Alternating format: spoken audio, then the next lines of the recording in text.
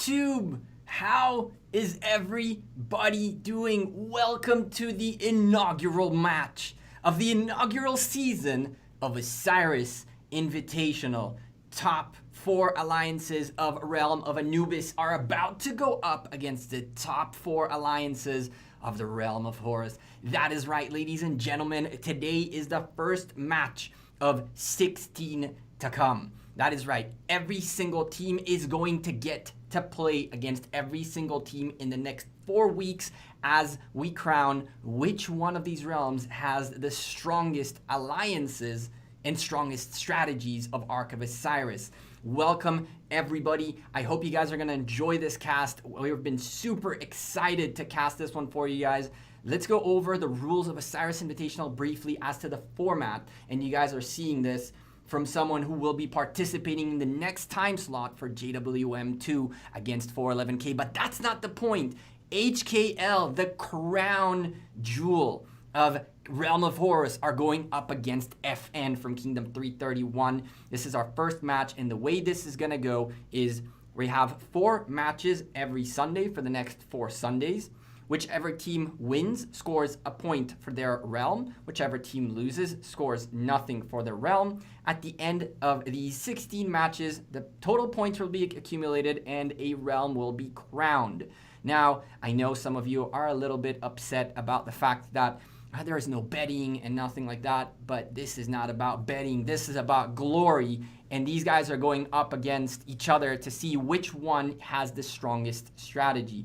In this cast, myself and Chiskel Gaming will be with you the whole time. As the match begins, Chiskel will also go over a little bit of the in-game things that changed, because this is Ark of Osiris, but it's a different Ark of Osiris. It's a balanced Ark of Osiris among all the players, and Chiskel will go into more detail momentarily as we're about 2 minutes away from the match.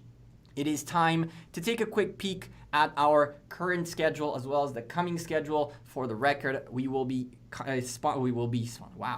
casting every single available match that we can. So this time slot, the next time slot, I believe Dragothian and Chiskel Gaming will be up on deck to cast the JWM against NBA1 match.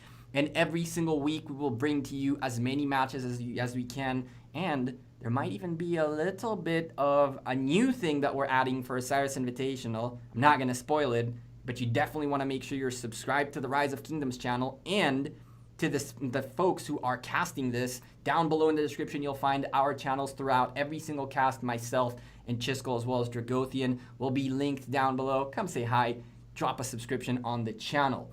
With all that being said, we're a minute and a half away from the match.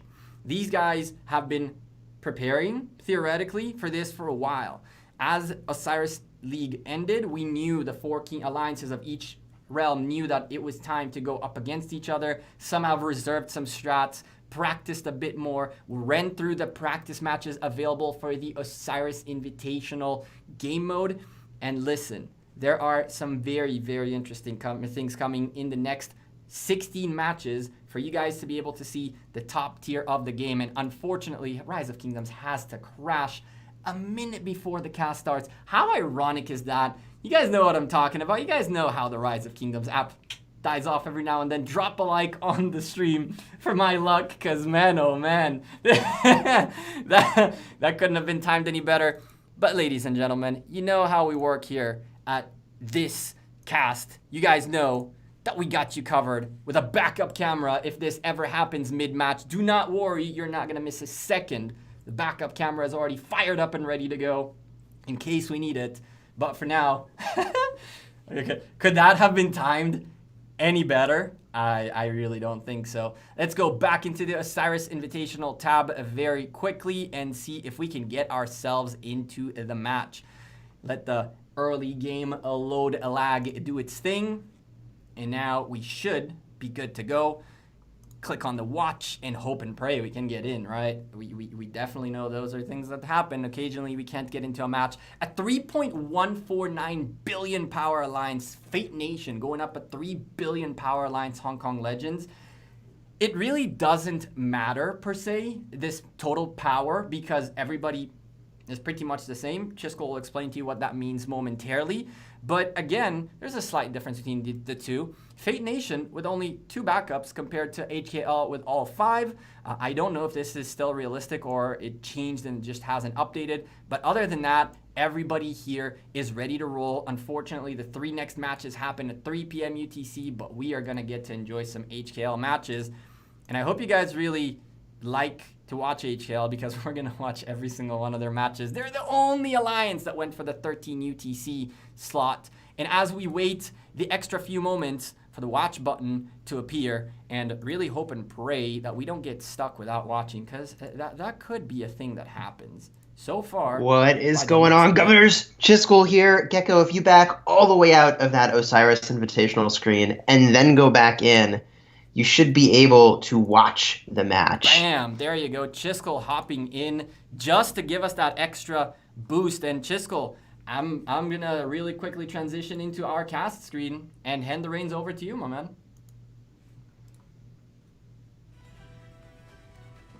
All right.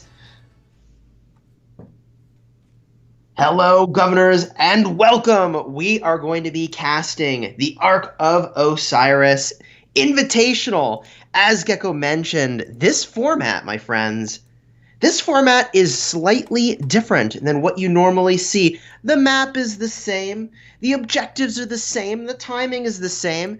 So what's changed? In order to truly measure which team is more skillful, they've created a world in which everyone has the exact same roster of commanders and troops. That's right, everybody is working with 100% maxed out legendaries, every single one of them. Maxed out, every single epic, maxed out. There's no equipment. However, with this level playing field, everyone has access to the same troops, same commanders. Now we get to watch and study the best of the best to see what tactics truly are the ones that will show up on top. This is very exciting to watch because this is a really skill-based endeavor. You can still use healing speed-ups if you need to, but with 2 million T5 troops of each type, this should be really exciting to watch, and the gates are now about to open. HKL versus FN as this match fires up. Gecko, what are you going to be looking for during this matchup? Well, I think that early on, we're going to see pretty much the same stuff, right? Everybody's going to go with the quick cavalries. We're already seeing these quick tier 1 cavalry marches available. As you mentioned, you have 2 million of each tier 5, as well as 500,000 tier 1 cabs available. These are already being utilized in the early game to kind of go out and pick up your buildings as you go. But I think that what we're going to see is how HKL's relentless aggression works this time around. They really caught all of the Realm of Horus off guard with their relentless amount of aggression, but they're now facing teams that are just as strong and who've already had time to watch the VODs and figure out what to do against this. So I'm really interested to see how the aggression gets countered. Now, the one thing that I do want to add is, for the record, you mentioned that the game and the match is evened out. It's even more evened out than that. All the buffs are exactly the same. No alliance tech or holy sites or all that. Everybody has the same exact buffs. And yeah, no equipment for the record. So all you have is the raw base buffs, the commanders who are all the same. And from there, whoever sets up the better talent trees and the better combos is going to be victorious. Yes, really exciting to watch, and I really liked your call out that HKL used a tactic that we didn't really see other alliances use during the Ark of Osiris League, which is they had a level of aggression, rallying enemy structures so fervently throughout the match that it really caused the opposing side to be defensive, react to what they were doing, and they very much controlled the pace of the match. However, what I find interesting here at the start of this matchup is that the folks in blue have grabbed in fact, they have grabbed every single structure on their side. That's HKL.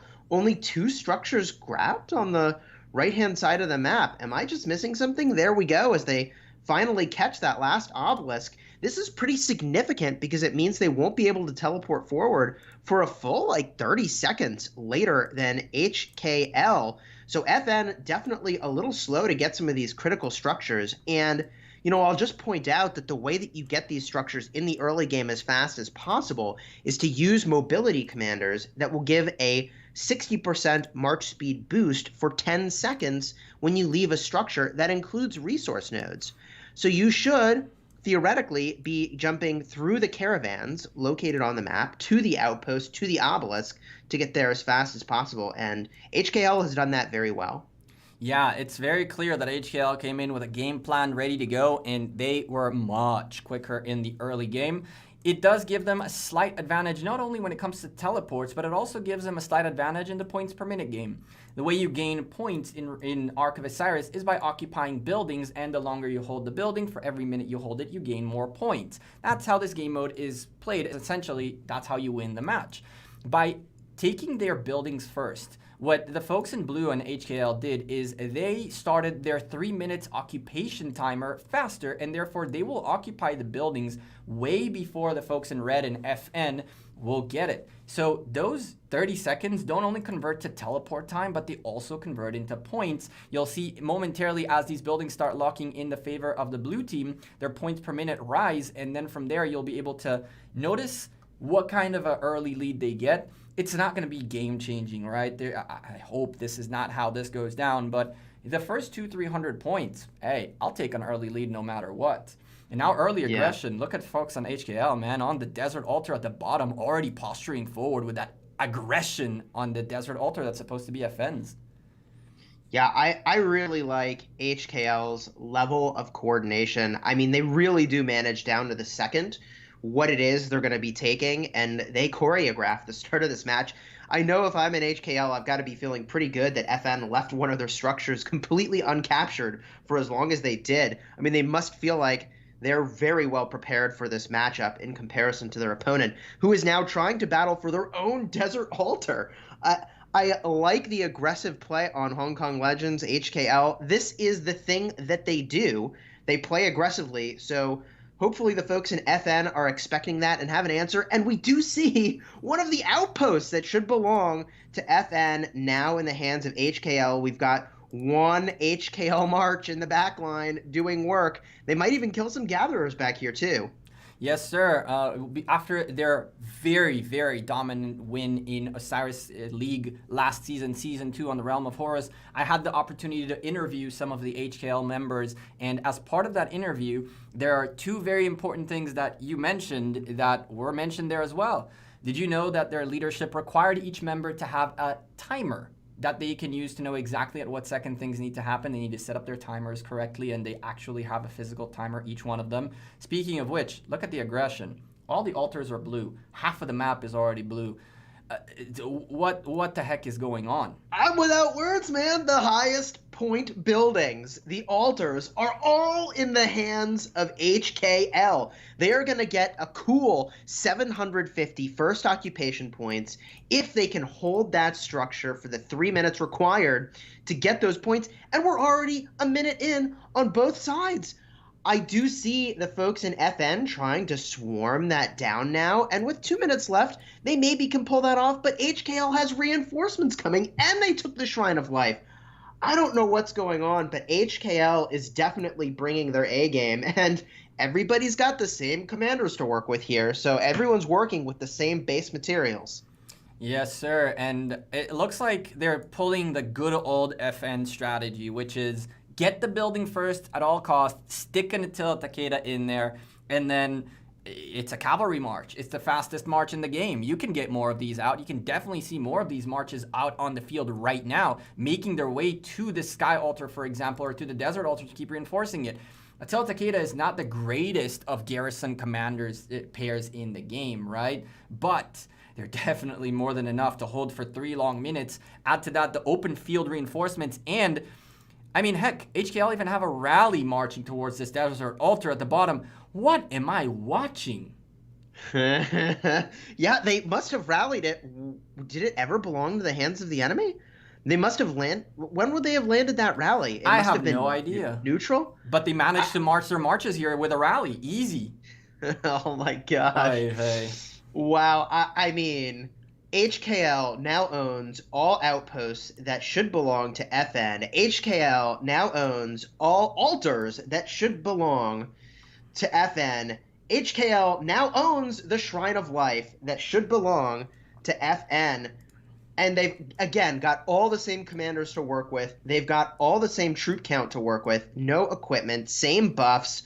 And HKL is rallying and swarming down a Shrine of Life, which is being defended, or sorry, Shrine of War, which is being defended with Richard the First. And like, gosh bless, but I can't imagine that that's the most efficient commander to use for that structure. I have a feeling someone watched the Richard Julius Caesar JWM2 strategy and said, huh, I wonder if this will work. Spoiler alert, it didn't work for us either. So by the looks of it, it's not looking very good right now. And I'll tell you this, HKL have shown up with everything. We're seeing Attila Takeda rallies out the wazoo. We're seeing Attila Takeda's on the field. We're seeing El Cid on the field, which to this day, none of us really truly know why this El Cid is still on the field, but he has a reason, and apparently a very good one. I don't know, man. At this point, the map is all but blue. It's all but red, sorry. It's like all that's left is obelisks, and then we start zeroing cities? I mean, is that a thing? I mean, all of these folks are 100 plus million power, so how do you zero all of this? I can't imagine. Like, we've got the best that these realms can put forward to battle here.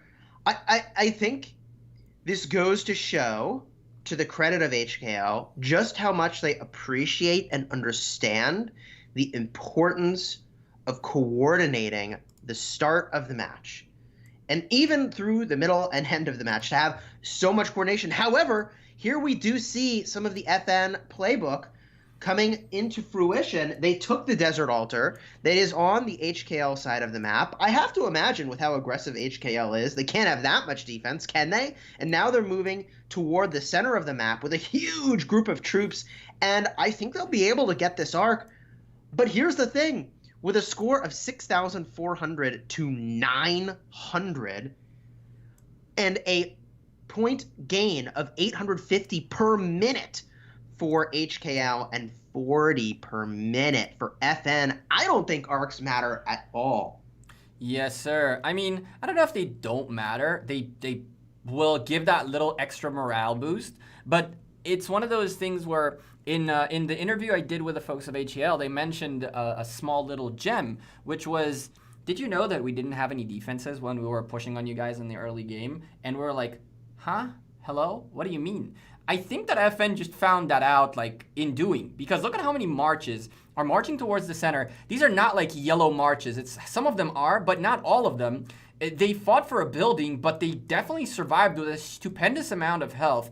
And now it's like the playbook shows up, but for FN, this was just the first 10 minutes. It hasn't even been 10 minutes since all the buildings opened up. It's been like 6 minutes. You have 46 long minutes in the match. An early start, a good early start is great. A great start by HKL for sure, but there are 46 minutes remaining, Chisco. Plenty can still happen. First occupations did go in favor of HKL. However, if FN can bring this around, 46 minutes is more than enough to come back into this match. And believe it or not, I wouldn't go for a moment to think that the match is over and that this arc means nothing, because that's 3,000 points. It's 3,000 points, and every single time you capture the arc, the number of points is going to go up. So the importance of the Temple of Osiris and the Ark of Osiris is only going to escalate throughout the matchup as War Drums is now cast in the center. Some of those alliance skills being thrown down, which we would expect to see in this big combat here. This is going to be pretty important to win, and yet again, I always find myself mystified how HKL has all the right marches in all the right places. They've got enough of a presence that maybe they can hold off here, but I think FN is looking pretty dominant in the center of the map. They might be dominant in the center of the map, but they're definitely not dominant anywhere else. The Desert Altar they took was taken right back by HKL. They took away their Shrine of Life. Good news, because technically, like you mentioned in the beginning, you can use healing speed-ups to heal, and you would like to have that extra buff so you don't spend that many speed-ups. That is true. But it seems like the coordination by FN is just completely lackluster. They don't have a Shrine of War, which means on top of them casting this skill, which is fantastic, the opposition has 10% attack and defense over them.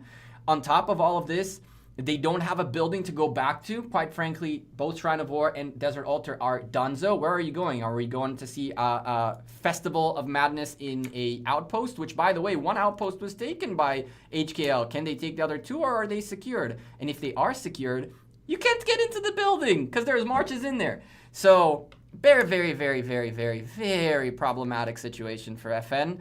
I have a feeling HKL just said, like, okay, we'll let them go to the middle first. We'll let them get to where they got. Let them spend all their alliance skills. We're going to take the regular buffs and go from there. I'm seeing only 3 blue buildings blinking and, well, 4. There should be 8. Thankfully, the Shrine of War goes down for FN, but FN really need to wake up. I'm looking for aggression. I'm looking for rallies. Where are they?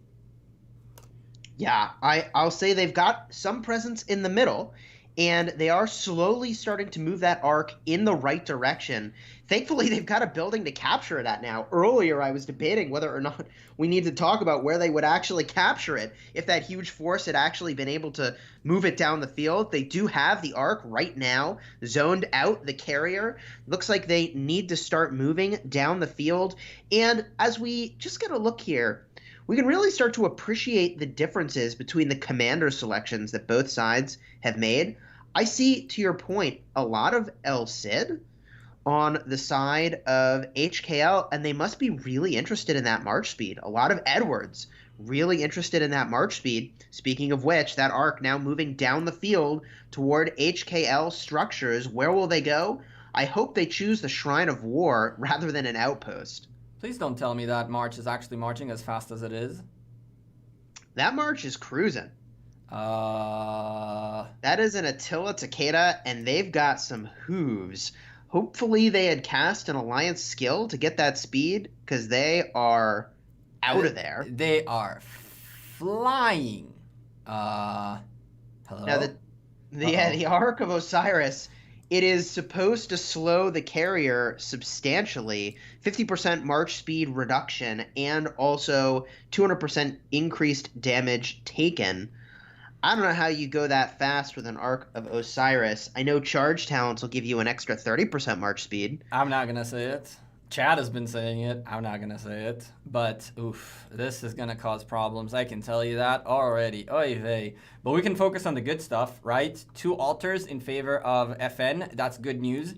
They've dropped down their loss from, what? It was 810 points per minute. They're now losing by 470 points per minute, which is a very, very, very, very big difference. It's the right way to go. There are 9,000 points behind, but 2 teleports available. Everybody's on the field. Aggression can begin. Now it's time to start moving, to get cranking. It's crazy. I love how the carrier, I don't know why they didn't just capture it now, but they're running away because they see that there's a whole bunch of folks arriving to contest this building. I would be really catastrophic to lose the building to the opposing side, have the opposing side take your arc and capture it at your own building. So they're running that thing back to somewhere safe. Looks like they're taking it to a city. I really wish chat could see my face right now, because just watching this, and then there you go. It got successfully escorted. That's the fastest Ark of Osiris I've seen in human history. That's like Usain Bolt on crack with the Ark. Like, that was a 100-meter dash. That was insane, but it's over. It's there.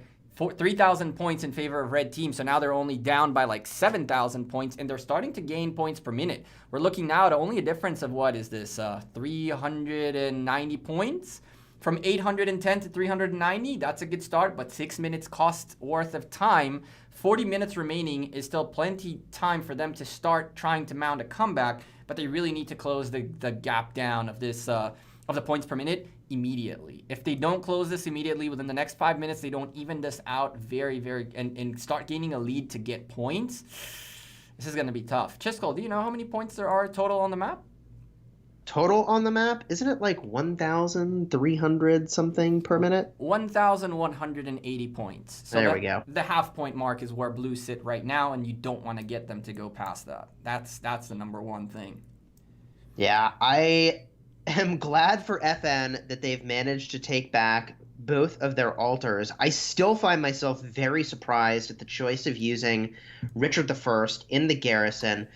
He is a phenomenal commander in season 1 of KVK and season 2 of KVK, and in that meta. But once you start to have all of these counters to healing, Ramses for 2 seconds makes it so you can't heal. You've got Alexander the Great doing a 30%, I think, heal reduction. Saladin doing a 50% heal reduction. And everybody has access to all the commanders. Richard the First is just not the commander I would have expected to see in this garrison, because the chances that they completely cut out your healing are really, really high.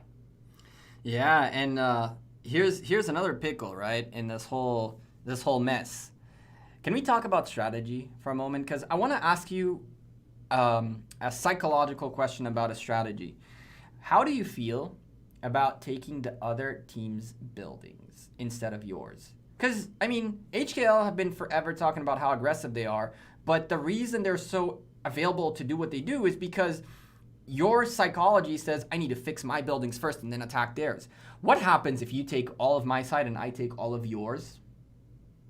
Getting the same amount of points. Exactly. So you know that HKL are going to be so aggressive early game. The huge problem, the number one thing HKL have over every other team by far is that they are so aggressive that they pretty much leave their buildings almost empty, and nobody can get past that mental block of, I must secure my buildings first.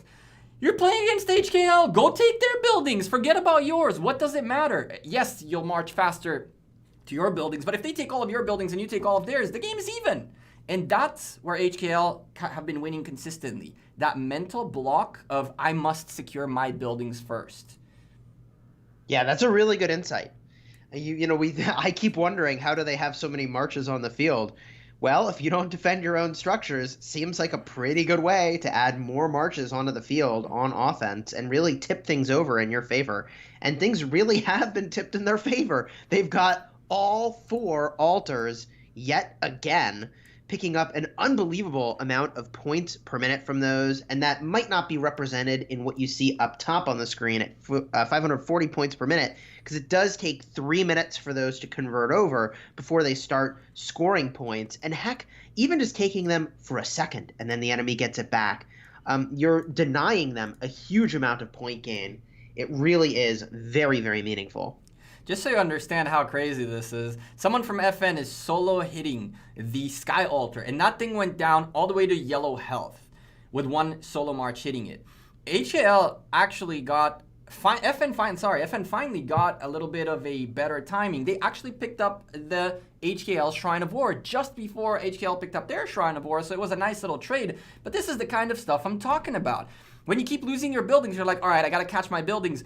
I mean, all due respect, FN, this building has a minute remaining till it starts ticking for points, and Johnny is like half a minute march from that building. Their side's Desert Altar hasn't been contested for ever since it was taken back, and FN are now positioning themselves to go there, but it's ticking for points. Why are you going for the building that's not ticking for points and going for the building that is ticking for points? The reason for that is that psychological stone that sits on your brain that says, I must get my buildings first. Gotta get over it, or you'll never beat HKL.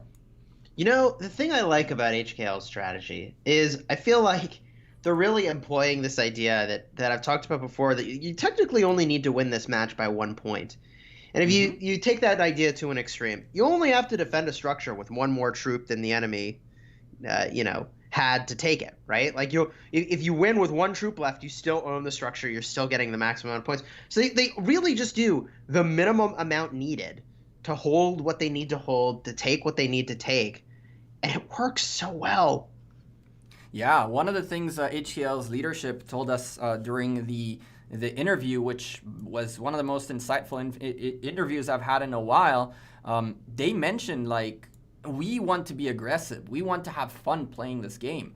And he said straight up, when we started Osiris League, we had no strategy. We had no clue. We're kind of just imitating everyone else.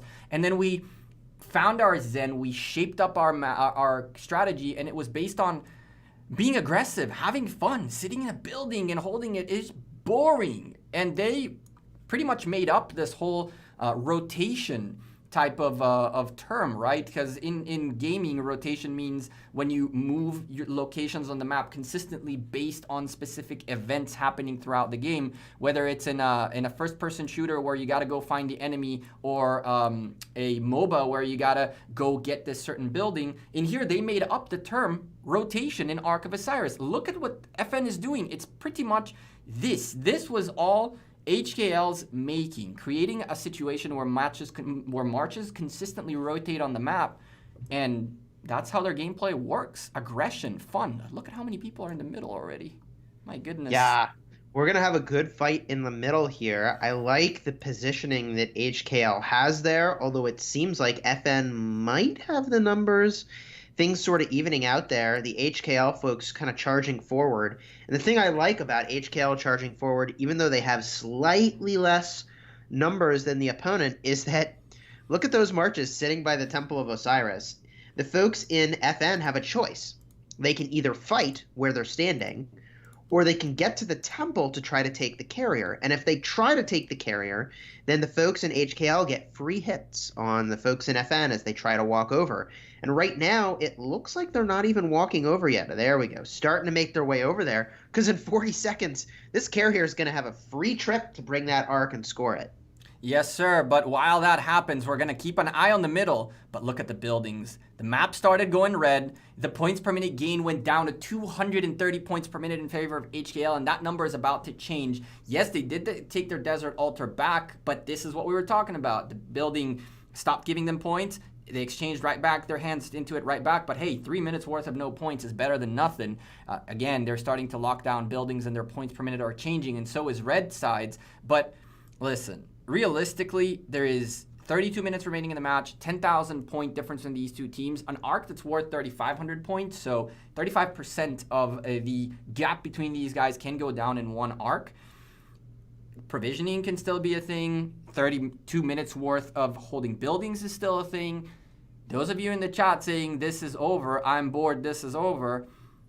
Don't count your chickens till the eggs hatch, you know? There's still half a match left worth of things to do. Looks like HKL picked up the Ark though, and they are marching very quickly away from here. They are. They've got running charge, although that carrier taken down by the folks in FN. FN did have the numbers in this part of the map, although I'm not sure that they do anymore. If we try to appreciate for a moment the marches that are being used by both sides, I do see some amount of Constantine, some El Cids, Ethelfled, free to play. They have access to every commander in the game, and they're choosing Ethelfled. And what is this? Takeda primaries? Do you see these Takeda primaries running around? Yes, sir. Who does that? When have you seen that before? That's what makes the best, is that they do something that you've never seen before, and it's why they're where they are. Well, I'll tell you this.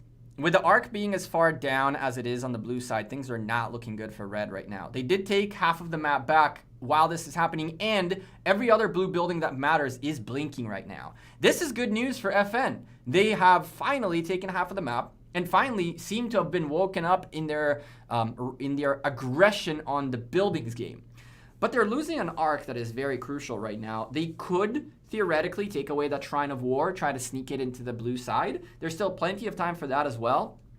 But I'm starting to get scared about this time because, yes, they brought it down to 80 points per minute gain in the favor of blue, but it took them 30 long minutes to get there. And as Julius becomes the counselor, you know, and Waruko the saint, JWM2 setting up in the background for our match, and so I apologize for that. I'll say that it is exciting that FN has been able to now gain on the point game. They're up.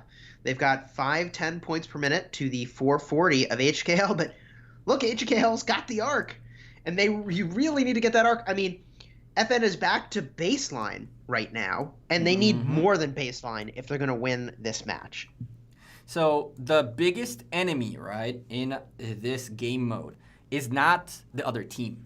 The biggest enemy is that clock in the middle. You see that timer going down? That's your biggest enemy, ladies and gentlemen, because when that runs down, it don't matter where you are and what you are and how you are and who is alive and who killed more or what. Whoever has the most points wins at the end of that timer. And so for HKL, they've played for 30 long minutes where they led the points per minute game.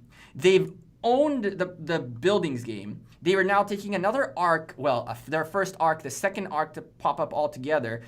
FN are trying to take away a Shrine of War nearby, and they might be successful with all their open field presence here. But regardless, HKL might take this arc, get themselves an almost 14,000, 15,000 point differential, and now 30 long minutes where all they need to do is cruise. They've already taken such a huge lead that as long as they just cruise through this match and don't just completely give up, the likelihood of coming back from 14,000 points is so low.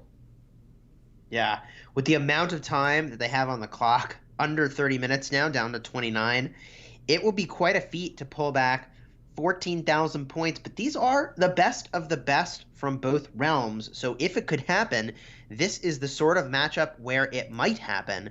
And we do see really great aggression from FN onto the Shrine of War. It looks like HKL has responded with an overwhelming force. That Arc Carrier Takeda Primary is figuring out where to bring that thing. I don't know why you'd use Takeda Primary. I mean, the skills are good. The skills are good. There is no base march speed on Takeda, however, which is kind of interesting. This is a point right here that I wanted to show to the community, because this is why HKL are so aggressive. What you're looking at is FN's Sky Altar, which is completely far away from anything that we just talked about. But this thing has been getting rallied by an Atela Takeda. There was an Atela Takeda open field which now joined the rally. There's an open field called Why So Noob, apparently. HKL Why So Noob, so he's saying it about himself. Just it's no talk smack to the other side. But they're just standing here, and there are 1, 2, 3, 4 open field marches hitting this rally, plus a full building, plus a counter rally coming against this rally now. Think about how many marches were sacrificed to deal with an Atela Takeda, and this is where FN has been this whole time. They've literally been just trying to stop the bleeding. Oh, but I think you just summarized the entirety of the match in this one quick moment. Is that HKL uses the minimum needed to get the job done, and I think FN is overcommitting, right? Like, did they need to commit a counter rally with 3+ marches in it, plus the players in the building, plus 3 other marches outside the building? I don't think that is prudent. And the reason no. this is absolutely not. Yeah, and that's the problem, is that HKL is making choices that FN is responding to with far more marches than HKL is committing. So how can they be all over the map? By committing, again, the least amount needed to potentially get the job done. And sometimes they get the job done, sometimes they don't. But if the opposing side commits more than they do, then HKL is winning, even if they don't take the structure, because the opposing side is committed more to the task than they should have, and those marches are not in other places. Look at this example, the Shrine of Life. There's a rally here, 1, 2, 3, 4, 5 open field presence, and the building that was supposedly full, and the building is still going down, which is kind of nuts. There's an open field march coming in to help out by HKL, and someone leaving to get another march into the building. But this is the story, and I'll tell you this. This goes back to our Season 1 of Osiris League casts, right? Here's how this works. There is action, and then there is reaction. We talked about that all of Osiris League Season 1. HKL have been causing a situation where the reaction to their action is much more expensive to FN than it is for themselves. They don't have more troops. They have the same exact amount of marches on the field as everyone else. Why is it that it always seems like they have more? Because, just like you mentioned, Chisco, they send the least amount of marches they need to do something. The opposition overcommits, and then when you do a 1-for-1 check on who's on the open field, well, Shrine of Life had 6 marches, Sky Altar had 6 marches, and a counter rally. That's what? Let's say 15 marches altogether. When you put the rest of the marches near each other by both teams, you'll have 15 more by HKL. Of course they seem to have more. It's just crazy. I love their gameplay. I mean, I think that the amount of coordination that goes into their planning, I mean, it's got to be down to the minute, maybe down to the second, of like who's supposed to be where and when. And I have to think before every match, they remind everybody the least amount of troops possible to get the job done, you know? Like, and it works so well. It to your point about the psychology of feeling like you need to own your structures, it's so easy to overreact to defending one of your own structures rather than sending the least amount needed to continue to hold it. And it's natural, right? And it's the opposite of what you would want to do in a kingdom war or in kingdom versus kingdom, where you don't want to have the least amount of troops possible in the flag or in the structure. You want the most possible to inflict the most deaths and to take the least amount of deaths. So there's this Desert Altar that we're watching has a great example of that. FN have a lot more marches than HKL did in here, but HKL showed up with 10 marches. Now, spoiler alert in case you didn't know this, you can't hit a structure with more than 10 marches. Once you hit 10 marches, you're going to notice that your march is just going to go left and right, hoping to catch a spot. So if you're going to be sending a swarm to a building with 17 marches, just so you know, 7 of them will not hit the building. So, and even worse, if you swarm and then a rally comes, if there's 10 marches hitting the building, guess what? The rally doesn't hit. So it seemed that FN had a huge presence in here. All that HKL did is had enough marches to slow these guys down slowly and steadily, and then they came in with overwhelming power like you've seen before, smacked them out of there. And look, the Desert Altar isn't even getting contested anymore. There are people backpedaling with half marches, overkilling their marches. That's how this turned to be. Yeah, and we do see, I mean, look at this Attila Takeda defense on the offensive altar. I think it's really interesting that they're using that. To your point, maybe not the best. Maybe not even what will be used, in the coming weeks with new commanders coming into the game. But for now, with everybody having access to the exact same commanders, the exact same amount of troops, what they're choosing to do is to use cavalry and to use Attila Takeda. And it's working. What else can you do? Attila Takeda have been a prominent mark in Rise of Kingdoms, and we'll leave it at that. Those of you know exactly my feelings about all of this, but I mean... Well, we can talk about why it makes sense in this instance, because Attila Takeda has a huge amount of counterattack damage. Correct. And has healing and has damage taken reduction. So it's not swarmable as a rally. I mean, you can, but you take heavy losses. Well, in this game mode, guess what? Those losses kind of don't matter as much. However, it does a lot of damage to the folks attacking. And so the healing, the damage taken reduction, it's giving it enough sustain that if you actually can be skillful enough to only drop cavalry into the structure, hey, look, you're going to get the full benefits of all those cavalry buffs and do some serious work on the attackers. Yes, sir. And, having a commander that can just sit there and do as much damage as humanly possible and just hold the building is everything you want. You don't really need to have the best garrison commanders. Attila Takeda do just fine. Some folks have been mentioning in the chat, oh, look, the obelisk was taken at the top left. Well, ladies and gentlemen, quick spoiler alert for those of you who don't know this part of it. With the new skills in the Ark of Osiris mode, most alliances end up using the Divine Aid, which gives you 5 teleports, twice during the early part of the match. What that means is that at the 30th minute, your obelisks become pointless, because at that point, you've already accumulated 30 teleports. Anything above that, that's just extras that you can move around and do whatever you want. At the 30th minute, with 2 Divine Aids being procced, you're already it pushed everybody back to wherever they needed to teleport. As our camera gets a little bit stuck along the way, you guys know the drill, right? You guys know the drill. We got you guys covered. We got a backup camera coming up, and we're looking at the Desert Altar being contested at the top. Yeah, I'll add on to your comment about the obelisks, which is that they are still worth 28 points per minute, but that is less than the outposts. And some teams don't even put in the effort to hold their own outposts. So, and that's worth 30 points per minute. So I can see that's an interesting idea that, like, hey, maybe you don't even care about the obelisk after a certain point. Yep.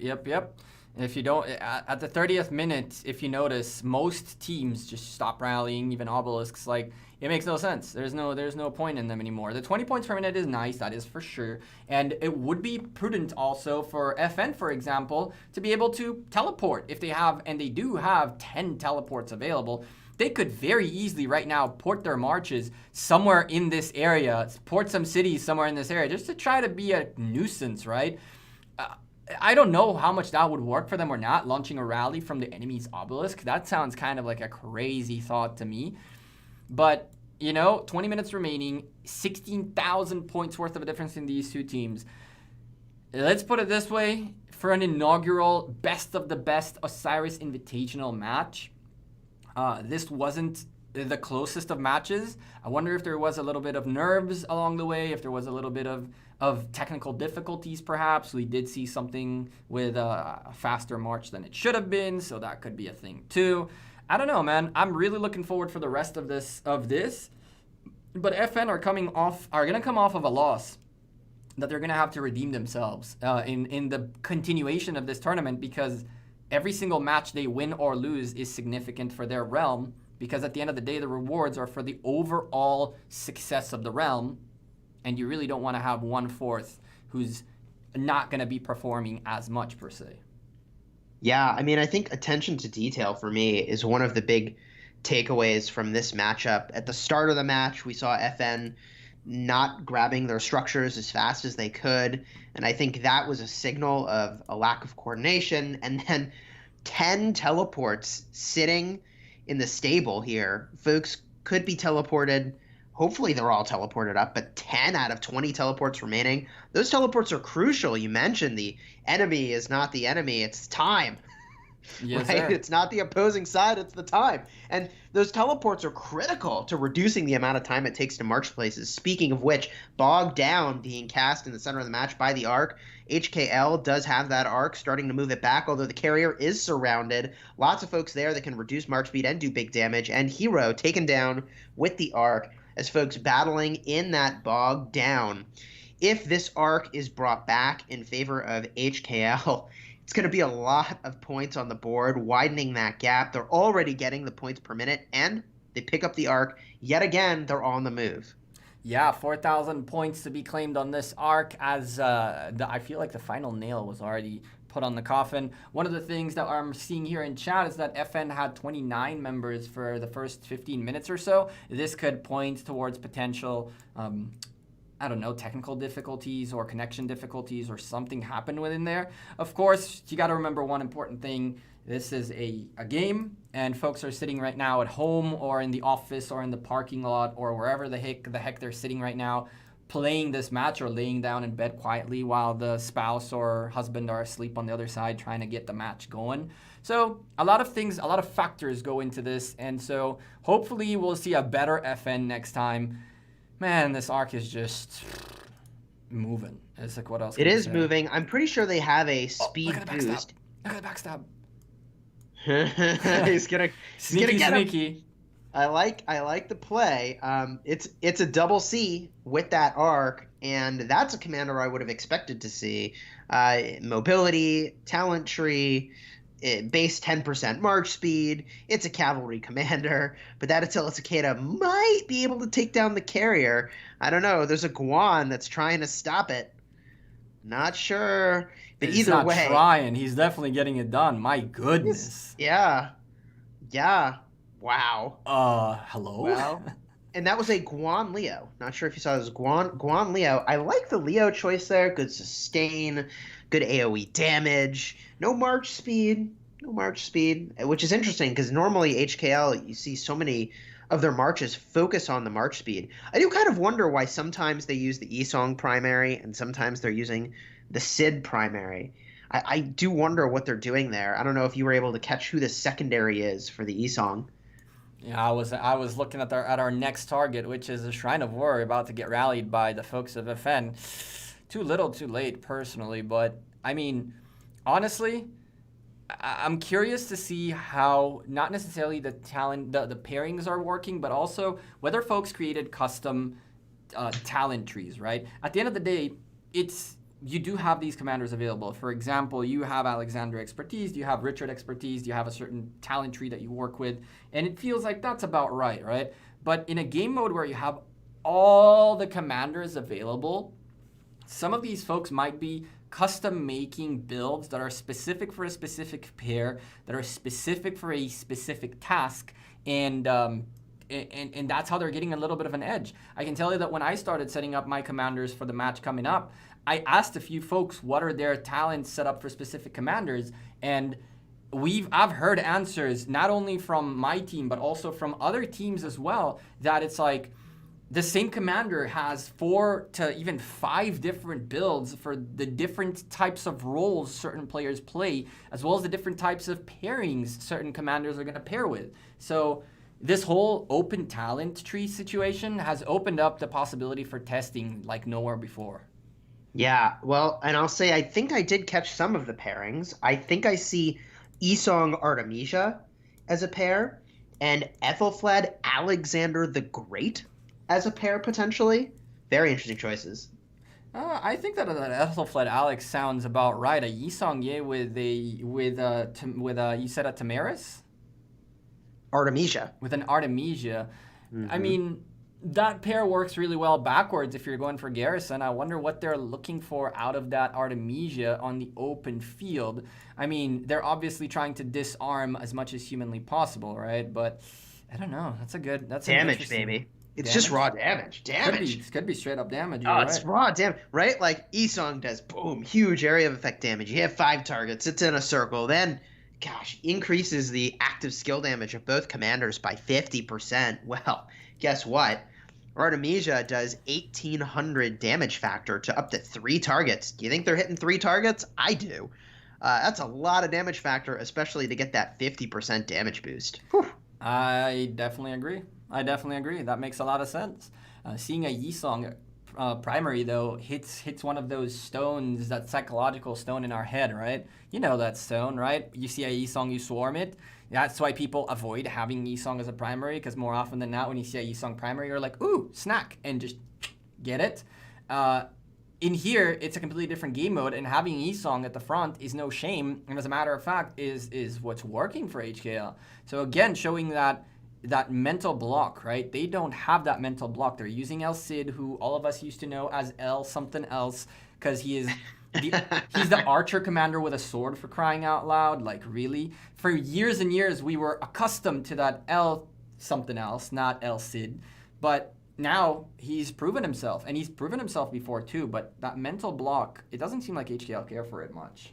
No, I think that also is really what you might attribute to a winning team, is having the right mental model for how to approach the game and think about this game mode. Mm-hmm. And you set aside all those assumptions you have about the way the game works to really appreciate and understand how this particular game mode actually plays out. And I think they've done a really good job of that because it is just so different than a Kingdom War style situation, because, you don't have to heal a hospital in this. I mean, you might, depending on how you're playing it, but you don't have the resource cost associated with that. You don't have the dead troops associated with the combat. It's a totally different ball game for how you play here, and they seem to have figured that out really well. I will point out, by the way, El Cid was always good.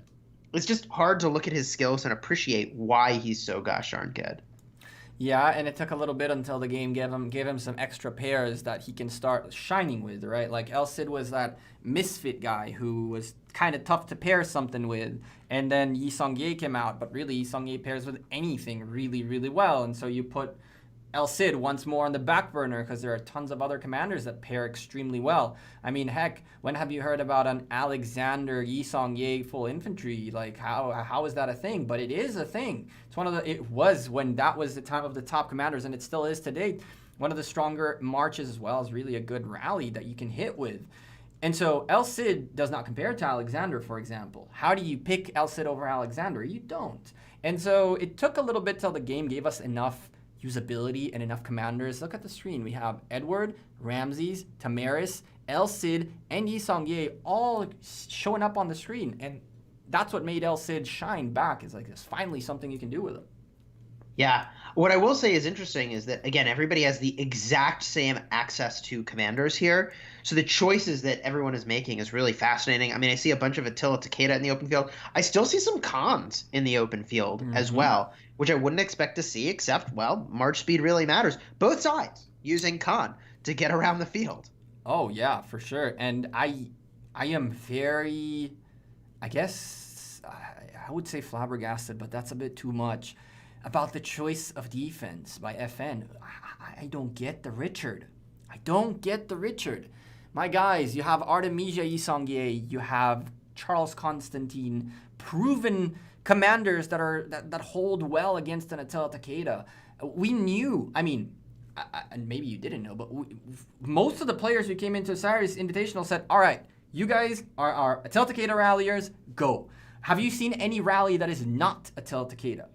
No. Well, let me jump in and actually add something here because maybe this is relevant, right? So the folks that are in the older realm have played with these commanders for longer because they've had more opportunity to have them, right? Mm-hmm. And maybe there really is some advantage to just that experience with these commanders, the experience with those metas, the experience using them in Kingdom versus Kingdom, playing out here where folks are a little more accustomed and getting a little bit of edge with having extra practice. But with that said, Gecko, was there not a practice mode with all of these commanders for the folks that were in the Invitational? 100%. Every day you Okay, could so have there, had one. so every day you could have had a practice with these commanders to try to Mm-hmm. test and okay. So what I'll say is that the younger realms it looks like need to do a little bit more testing to really understand like, hey, here's what the best commanders are going to be in this situation where everybody's got access to everything. Because they haven't had perhaps as much time to play with them, even though they have equal access to use them here. At 8 minutes remaining in the match, 38,000 points in favor of HKL, this to the 16 of FN. He says this match has been over for a little while now. Really, this match has been over from the beginning. It was just because of a bad start that just snowballed into a very harsh first 30 minutes to a little bit of recuperating towards the end, but still not enough. I don't know if I agree with that. Just I'm not gonna lie to you. I don't think that like the actual experience of having these commanders or not is that important, considering the fact that you see reports and you see the game and you see the content that you put out, that I put out, that Dragothian puts out, that these content creators, all the content creators put out, and how many of us showed and proved all the working pairs against the Tel Takeda. Do you actually need to get burned to know that the iron is hot? Yeah, Probably. Maybe. I mean, no, you're right. You're right. I mean, you've shared that Artemisia Esong is really good. I've shared that Artemisia Wu is really good. Uh, Constantine and Charles have been out for a very long time and do well in this situation. And I mm-hmm. think there's maybe an underappreciation for the shift here, where like, look, as I was saying earlier, Richard was once very good because the healing is so amazing. In this game mode specifically, the healing is so good. And here's why, right? In a normal kingdom war, you're battling for a flag and your commanders use their big skill, their active skill, which is supposed to have a huge effect on the battlefield. And Richard I, what's he going to do? He's going to heal troops. And the thing about healing troops, I mean, that's cool. Troops that were already in the flag and they were wounded, they come back and they fight more. That's good. But you could have just put another march of troops into the flag and had the same effect once there was room for those troops. See what I mean? So that's not a very good effect in a kingdom war. But in Ark of Osiris, where you don't have infinite marches and troops and people teleported right next to the thing they're defending and so on, you want to hold this thing for as long as possible to get as many points as you can. And there was a time where just that healing from Richard I was unbeatable. No longer do we live, however, in that world. And I think there were some other options here. But I just wanted to give that color as to why Richard I is so good here for stalling a structure where you don't have a bunch of troops just sitting around to keep refilling and refilling. Yes, sir. I definitely agree. I think that the biggest meta change, and it's the two boys that are rallying all over the place. At that point, like Attila Takeda do more damage than Richard can really heal, and at that point, it's just like completely pointless. And quite frankly, you mentioned something about this game mode. It's important for the folks to also know the mechanics of healing, because when you heal on a flag or on a pass or on an alliance fortress or even on your wall, slightly wounded troops go from slightly wounded to active. Slightly wounded troops don't die. They just go, as soon as they get back home, they're back to life. That's that. But if you bring them back into active troops, there is a possibility that out of those active troops that were slightly, some will become severely, some will die off, and some will go back to being slightly wounded. That is if you're fighting in a structure. So in here, this doesn't play anything, but do us a favor. You probably don't want to have Richard on your wall unless you're maybe doing Shadow Legion, but even then. Anyway, I just had to put that out there. Yeah, I mean, Richard the First does a lot of really powerful stuff too, right? He reduces march speed, reduces the damage of the target. He makes it so that you take, if you have him expertise, 20% less damage, which is astonishingly good. He does extra damage to cavalry. He's got infantry stats. He elevates healing of his part. I mean, he does a lot of really good stuff. He's a good commander overall, especially, honestly, in the open field. I find myself surprised at how much I like him for that. But just not at this point in the Rise of Kingdoms meta with all these commanders available. I think I saw one Julius Caesar on the field, by the way. Oh man.